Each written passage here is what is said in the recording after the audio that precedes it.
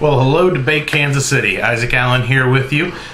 Today, I'm going to be talking about a little bit of a change that's happening at the city championship this year in the event of Student Congress.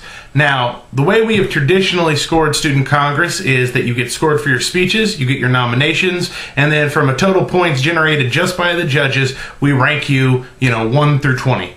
Who was the best in the session from first place all the way down to 20. This year, by coach vote at one of our recent professional developments, we are changing this system slightly.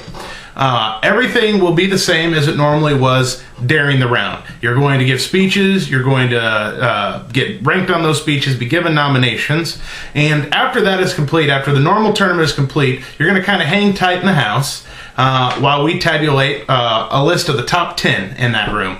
And once we have a list of the top 10, we are going to distribute that list in a list that looks something like this one. And you, the students, are going to rank your opponents on how you thought they did. Who did you think was the best? Who did you think was the second best? Who did you think was the third best? All the way down to number 10.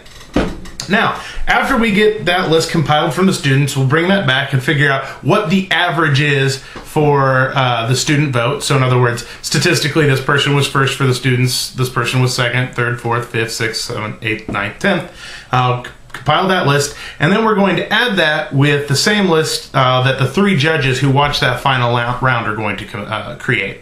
So then we will have a four-part set of data. In other words, the list from the students and the list from the three judges, combine that, and that combined list will go to rank people 1st through 10th. Any ties that happen with this system will be broken by the parliamentarian or speech scores and nominations in the session.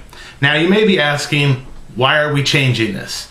Well, there are a couple good answers to that. First of all, the first real reason why we're changing is we want to give you, the students, a say in the system. Student Congress is about personal participation. It's about being an active congressperson and really getting involved. And this is what this process represents, is giving you, the students, you, the student Congress members, a vote and a voice in who ends up being your top 10, the people who represent you out of the Student Congress. The second reason is in the National Forensics League district competition, this is how they determine who goes to nationals. So mirroring that sort of structure is good for us so that when we compete and we go out to that district tournament, this isn't something that's a surprise or something that comes as a shock to us. This is how a lot of Student Congress tournaments decide their voting.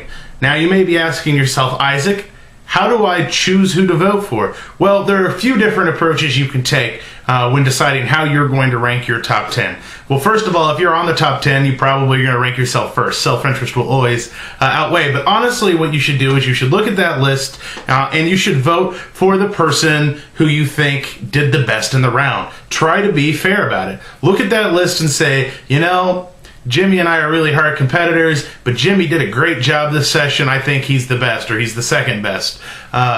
So just vote with your gut. You've seen a lot of Student Congress. If you're in the top 20, then you know what makes a Student Congress person successful. So hopefully you will be making that choice based on competition and who you think's the best. Now, the second way people might make a decision to vote for someone over another person is what's called political horse trading. That's where, in exchange for someone bringing up a bill or voting to previous question on some specific target, you would make a deal with them in the back, in the thing that said, I would vote for you high on the list if you came into the top 10. Now, the problem with political horse trading is there's no guarantee that person is going to do it. So you have to take them on faith that they would actually vote for you or you would vote for them or vice versa. So political horse trading, although certainly acceptable, does seem a little risky in the sense that people may not follow through with it, or they might have other allegiances that preempt whatever allegiances you made with them. So I suggest that if we all sit back and we decide that we want to vote for the best person approach,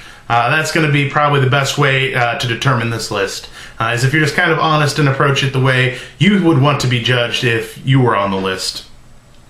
So this has just been a short discussion talking about, the new system, the new scoring system, and how that final system is going to work. You're going to rank them all up, and you're going to be 1/4 of the final position of the top 10. And then just a little conversation about what I would do, and I would vote for the best person. Hope everything's going well, and I'll see you at the tournament.